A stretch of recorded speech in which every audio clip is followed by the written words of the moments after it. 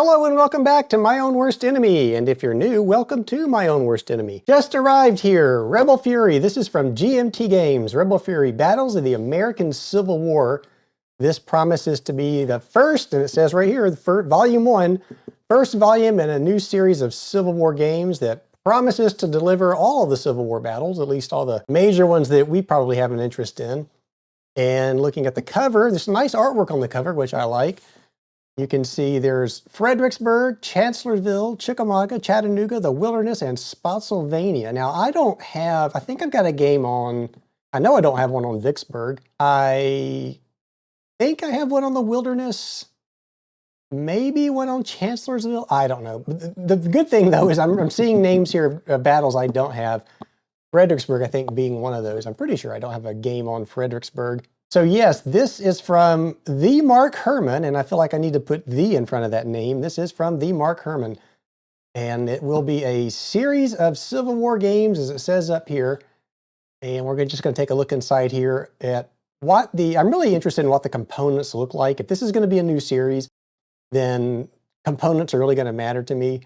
And it looks like, just glancing at what I'm seeing from the counters on the back of this box and the maps, I'm not going to be disappointed.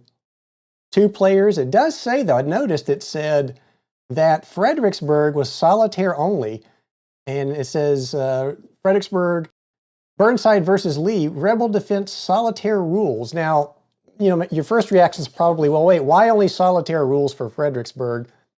That's because I think of the battle itself. The Battle of Fredericksburg is, I'm certain, a lot easier to design as a solitaire game, considering how that battle went historically, and that's probably why Mark chose the Rebel Defense Solitaire rules, and I think that's a wise choice.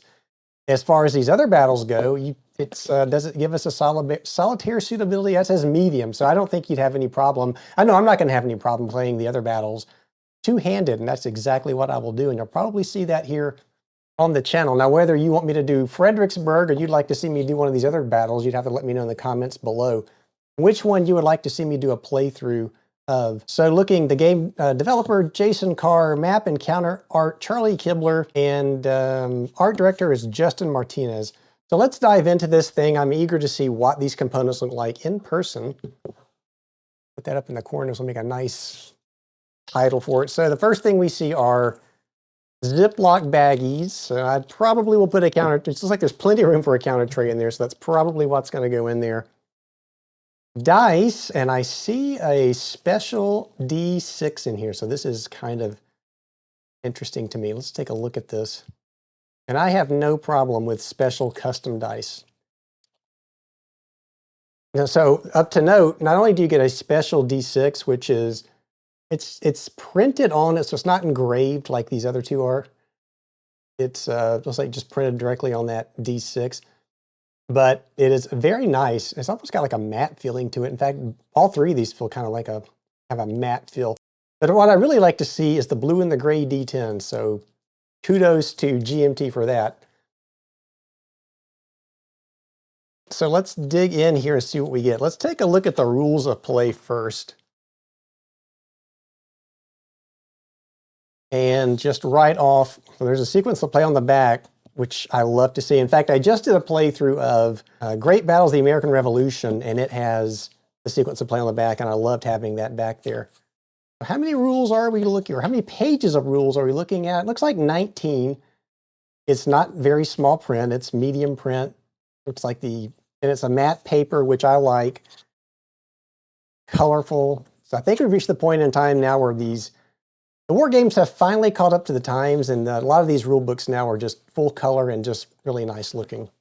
Closer to the Euro games in quality. So, okay, so setup, key concepts, definitions. I'm not going to read through all this. I don't know anything about this system other than it was based on an old magazine game, and I have not gone back to take a look at. In fact, I think it tells us what magazine this was in. C3I magazine, Gettysburg and Waterloo Designs. I do not own those, so I can't really comment as to how closely these rules would follow those magazine games. Maybe I might want to go back and hunt down those magazine games now that this is out, just to take a look at that. So just flipping through here really quick. Command phase, sequence of play. So the sequence of play is here. Doesn't look like a huge sequence of play. And then what I like to see in the rule book is when you have the sequence of play, I like to see the rule book follow what you've provided here. So first thing in the sequence of play would be the command phase, and that's what I'd want to see next, and I do, so that's good. Organization phase, and we can see that's after that. Just makes things a whole lot easier to find when you're looking through the rule book. Examples, always love to see examples. This is much appreciated, especially when learning a new rules. Optional analysis paralysis stalemate rule. If each player makes 20 consecutive moves without a division from either side entering a zone of control, there's a lot of movement on the board. If you're moving 20 times and you're not fighting, something's wrong. You're circling on the battlefield. Then in the movement phase immediately, use the moves remaining. Okay. A designer, this rule should never come into effect. I agree with the designer there. It should never come into effect. Although I'm not sure I'm quite the aggressive player that I think I am. And then the end phase, more examples. And just a quick flip through here of the rule book because I really want to see the components more than anything else. Some additional rules. Are these optional rules? Maybe, I'm not really sure why that would be put in as additional rules.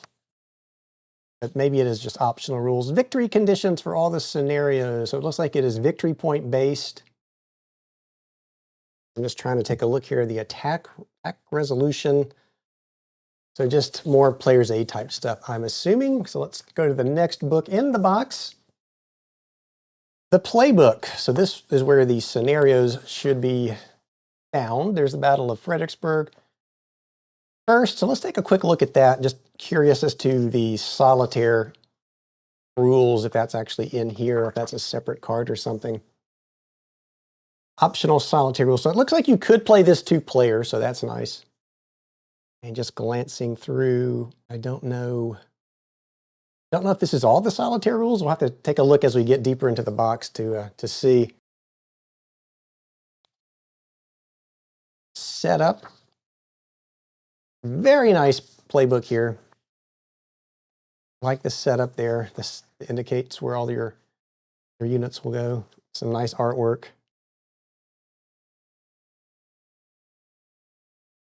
There's the wilderness. Spotsylvania. Ooh, and my favorite. Designer Notes by Mark Herman. So I'll have to give that a read. Ah, and in memory of Rick Barber. That's nice. Yeah. Very nice. Moving right along, we get to the player aid cards. And it looks like there are 2 provided, one for the Rebels and one for the Union. These are identical in every way. Now, these are nice, thick, glossy paper. So they should stand up to wear and tear. Nice full color. I'm going to let you see the terrain chart. Very nice. There's the front side of the card. Again, very nice. So far, I'm very pleased with the components of this new series of Civil War games. Remaining moves and attacks. There's some, I guess this would be the turn tracks for the scenarios on the bottom of this card. Nothing on the back of that one. And a Union off-map display. Fredericksburg and Chancellorsville game map. I'm not quite sure what that might be. But as I read the rules, I bet it becomes clear as day. So here are the counters, and there are, it looks like 2 sheets. They look like 5/8 of an inch counters, and they are really nice looking counters. I'm going to hold these up so you can look at them with me. Now it's interesting the way these counters are done. It's a different style where it looks like you have rows of little miniature infantrymen there. And I don't think I've seen that before in a Civil War game, so that's kind of nice to see something a little bit different. And there's 3 turn markers. That's interesting. Maybe you can play 3 scenarios at once, or you can have 3 people going at once. And I was looking to see, yeah, there you go. So on the corners here of the sprues, or whatever you call this, there's the names for the scenarios, so that you can pluck these off and put them with the scenario they go with when you put them into the counter trays. And I will put these in counter trays. This is the other counter sheet, and more of the same. The back sides. of those counters. Now, the other question is, how easy will these pop off the sheet? Awesome. Came right out, and they're getting better and better with the nibs on the corners. I will clip these, of course. Probably I'll use a 2mm corner rounder. I've gotten to where now, I used to clip all the 5/8 of an inch counters. I used to use a 2.5mm, but now I'm going toward to the 2mm for these. I like just a very, very small clip to these counters so that you don't really get that, you can't really see that rounded effect too much. Just a new thing I'm doing, a new preference. So finally, we're getting into the maps. So let's make some room here. We will start with whatever's on top here. So it looks like there are 3 map sheets in the box. This one is for Fredericksburg and Chancellorsville. So these are not, at least this one is not double-sided. I'm gonna make sure I don't get this upside down. Now, it looks like this map is gonna go top to bottom long ways like this. So it may be difficult to do a playthrough. Nah, I can work something out. Kind of like I'm doing US Civil War right now. I can have part of the map, most of the map like this on the screen, and I can zoom in for some of the close-up stuff. But the map quality, the artwork, I love it. I think this is great. Very thematic. It has that aged paper look to it, I guess. It is glossy. Now you can tell there's some reflection, so this probably won't matter to you at home, but me, as I do these videos, I kind of prefer the more matte finish to this, but that's only because of reflection. It makes it harder to record, so that is not a complaint. That's just a personal preference with me. The Rappahannock River, trying to get my bearings here, just taking a look at it. Yeah, I do love the artwork on this map. Excellent. I'm just looking here to see if I can orient myself, because I don't live too far from the Rappahannock River.